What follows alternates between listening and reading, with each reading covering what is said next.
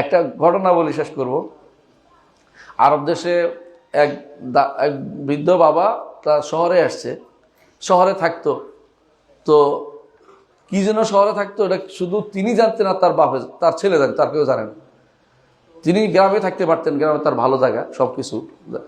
শহরে থাকতেন, ওই নাতিরে বলছে তুই তো আমার নাতি, তো আমাকে তুমি আমি রাস্তা চিনি না, রাস্তা ভুলে যাই, হ্যাঁ আমি কোন দিকে তার কোন দিকে চলে যাই, তো দিকে রাস্তা হারিয়ে যায়, তুমি একটা কাজ করবে সবসময় আমাকে মসজিদে নিয়ে যাবে।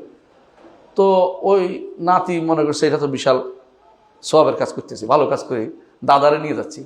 দাদারে নিয়ে গেলে নিজেও নামাজ পড়তে হইতো, বুঝলেন না কথাটা? ঘরে থাকলে আর নামাজ কেউ দেখতেছে না, এখন নিজে যাইয়া নিজের নামাজ পড়ছে, দাদা নামাজ পড়ছে।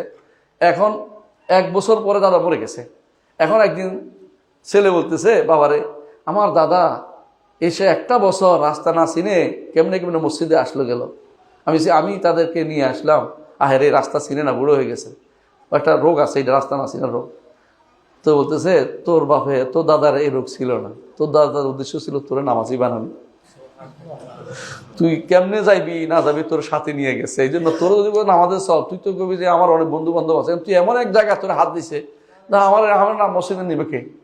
কারণ তুই তার দাদা মসজিদ ধরে মসজিদে নিস, আনছিস, নামাজও পড়ছস, এরপর তুই এখন নামাজ ছাড়স না, বোঝা গেল তোর দাদার উদ্দেশ্য সফল হয়েছে। আমি বুঝাতে পারছি কথাটা। আপনারা যখন মসজিদে আসবেন নিয়তটা কেমনে করে বুঝাইতে পারছি, নিয়ে আসবেন নাতিগুলো, আমি কেমনে যাই না যাই, কেউ কুত্তা কামড়ায় কিনা আমার পথে, তুই আমার সাথে একটা লাঠি নিয়ে দৌড়াইতে পারবি, দেখবেন যে বহুত ভালো কাজে লাগবে। এটা মানে এটা ভালো বুদ্ধি করে আপনারা অনেক টেকনিক করে আজকাল ছেলেপুলের দিনের দিকে আনতে হবে, কারণ ছেলেপুলে যেভাবে দুনিয়াদার হয়ে গেছে, দিনের দিকে আনা খুব কঠিন হয়ে যাচ্ছে।